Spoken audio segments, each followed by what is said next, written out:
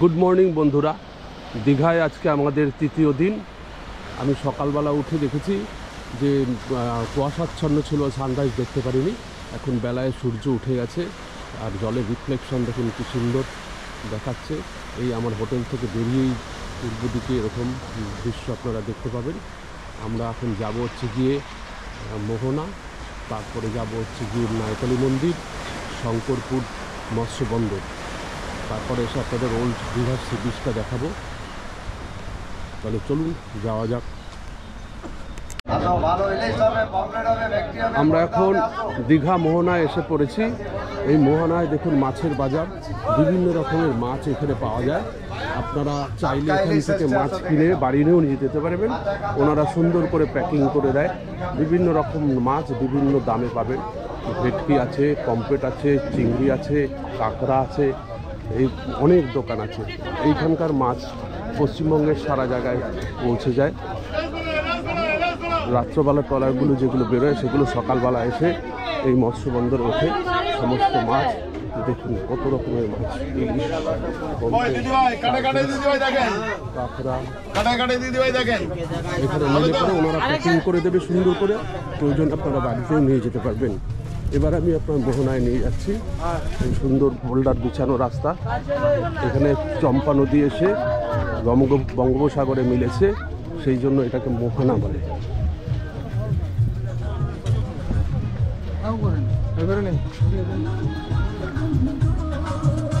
দূরে দেখা যাচ্ছে একটা লঞ্চ দাঁড়িয়ে আছে, হয়তো জোয়ারের জন্য অপেক্ষা করছে, আবার বেরিয়ে যাবে। এখন এই বন্দর মৎস্য বন্দরের ভেতর থেকে যে যাওয়ার রাস্তা, তার দুপাশে অজস্র দোকান তৈরি হয়েছে। সেখানে বিভিন্ন রকমারি খেলনা বাচ্চাদের জন্য, প্লাস হচ্ছে বাড়িতে নিয়ে যাওয়ার জন্য অনেক কিছু পাওয়া যায়। সূর্য অনেকটাই উঠে গেছে, জলের রিফ্লেকশন দেখা যাচ্ছে। প্রচুর লোক এসে গেছে অলরেডি। এই হচ্ছে চম্পা নদী। চম্পা নদী এসে এই বঙ্গোপসাগরে মিলেছে। জোয়ারের সময় এখানে জল উঠে যায়, তখন আর সোজাভাবে যাওয়া যাবে না, জুতো ভিজে যাবে। কাজে এখন ভাটা চলছে, তাই আপনাদেরকে নিয়ে যেতে পারছি। এরকম বাঁধানো রাস্তা পুরো একদম সমুদ্র পর্যন্ত গেছে। অনেকটা সামনে এগিয়ে এসেছি সমুদ্রের সামনে। প্রচুর লোক রয়েছে বলে আর সামনে যাব না। এই যে দেখুন, এই যে লঞ্চটা এইখানটায় দাঁড়িয়ে আছে, ওইখান থেকে ব্যারিকেড করে রেখেছে কোনো কারণবশত। এই হচ্ছে চম্পা নদী। চম্পা নদী এসে এই বঙ্গোপসাগরে মিশেছে। আমি এবার এইখানে ভাটা চলছে যেহেতু সি বিচটা দেখা যাচ্ছে, আমি এখন বিচে নামবো। এই বিচে দেখুন পুরো বালিয়াড়ি, এখানটায় ঘোড়া চড়তে পারবে।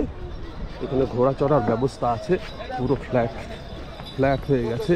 এখানে চায়ের দোকানও আছে, বসে চা খেতে পারবেন। দেখুন ঘোড়া আপনারা রাইড করতে পারবেন। এই বিচের উপর দিয়ে কেমন যাচ্ছে ঘোড়া। সমুদ্রে এসে দেখুন পুরো ফ্ল্যাট, কিন্তু এখানে স্নান করতে পারবেন না, কারণ এখানে মাছের গন্ধ, সেটা একটু বিরক্তিকর হবে। বিশেষ করে শুটকি মাছের আছে, শুটকি মাছের গন্ধ একটু বিরক্তিকর হতে পারে। যাই হোক, দেখতে খুব সুন্দর লাগবে। দীঘা মোহনা এই রকম ঘোড়া ছুটে যাচ্ছে, এগুলো বাচ্চারা রাইড করতে পারবে।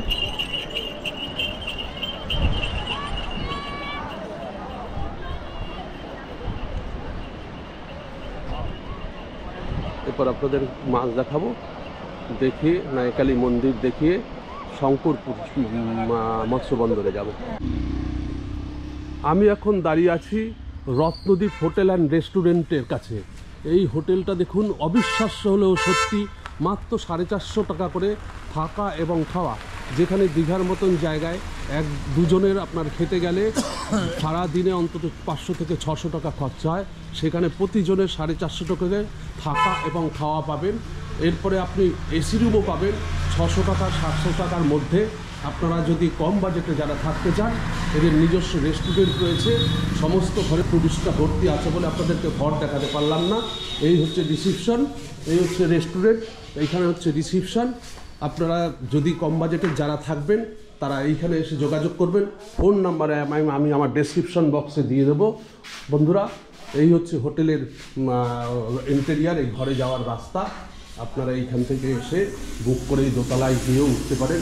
এইখান থেকে সি বিচ পায়ে হাঁটা পথ, 5 মিনিট, মেন রোড এখান থেকেও একদমই সামনে। আপনারা আসুন, এই হোটেলেও থাকতে পারবেন। ধন্যবাদ। এই হচ্ছে দীঘার সড়ক পথের মূল প্রবেশদ্বার।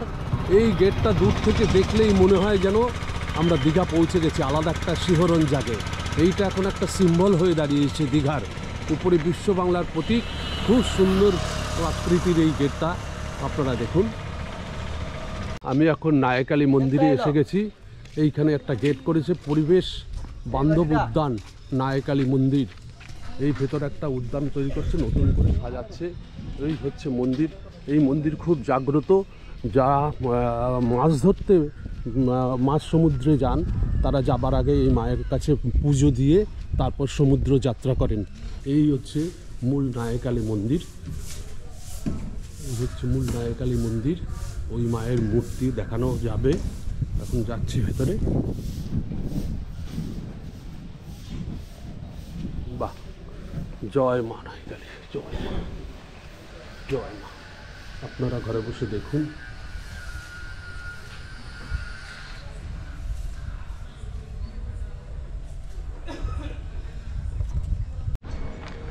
এইটা হচ্ছে নায়কালী ব্রিজ।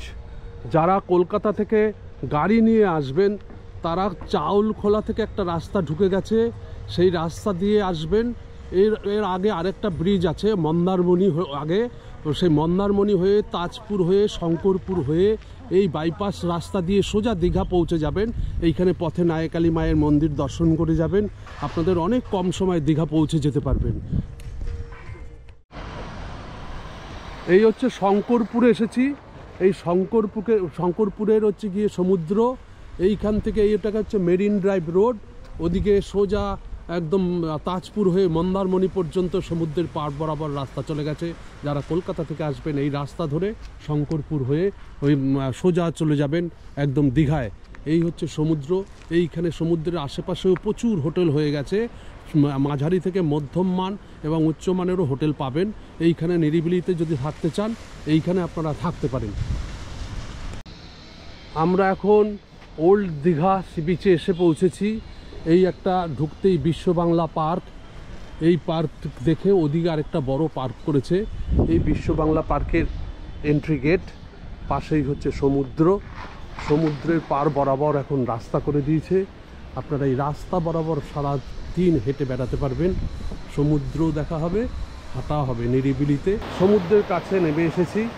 এই দেখুন সমুদ্র কীরকম আছড়ে পড়ছে, কিন্তু এইখানটায় স্নান করার পক্ষে বিপজ্জনক, কারণ বোল্ডার বেছানো। আপনারা স্নান করতে হলে ওই দিকে মোহনার দিকে যাওয়ার রাস্তায় একটু এগিয়ে গেলেই ওখানটায় ফ্ল্যাট বিচ পাবেন, অথবা ওই আগে গেলে পরে কিছুটা ফ্ল্যাট পাবেন, সেখানেও আপনারা স্নান করতে পারেন। এই হচ্ছে দীঘার বিশ্ব বাংলা পার্ক। এই পার্কের মূল এন্ট্রান্স এটা। ঢুকেই বিশ্ব বাংলার সিম্বলটা রয়েছে। ভেতরে বসার অনেক জায়গা আছে। এইখানে সন্ধ্যার পরে লাইট জ্বললে এর সৌন্দর্য অন্যরকম হয়ে যায়। পাশে দেখুন কী সুন্দরভাবে ডেকোরেশন করা। এইখানে আপনারা বসে সমুদ্রকে উপভোগ করতে পারবেন। যখন দীঘায় আসবেন, কোনো দালালের চক্করে পড়বেন না। আপনি নামার সাথে সাথেই দেখবেন অনেকে কম দামের হোটেল পাইয়ে দেওয়ার নাম করে আপনাদেরকে নিয়ে যাবে। হোটেলে গেলে পরেই আপনাদের থেকে তাদের কমিশনটা কেটে নেবে।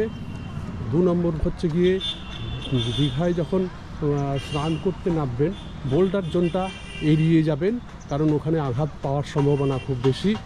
তৃতীয় হচ্ছে গিয়ে সতর্কীকরণ বিজ্ঞপ্তি দেখে তবেই সমুদ্রে নামবেন।